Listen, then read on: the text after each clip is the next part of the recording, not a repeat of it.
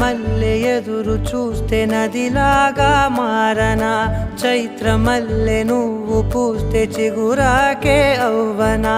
నన్నే వరించే యువరాజును అంట నీ యువ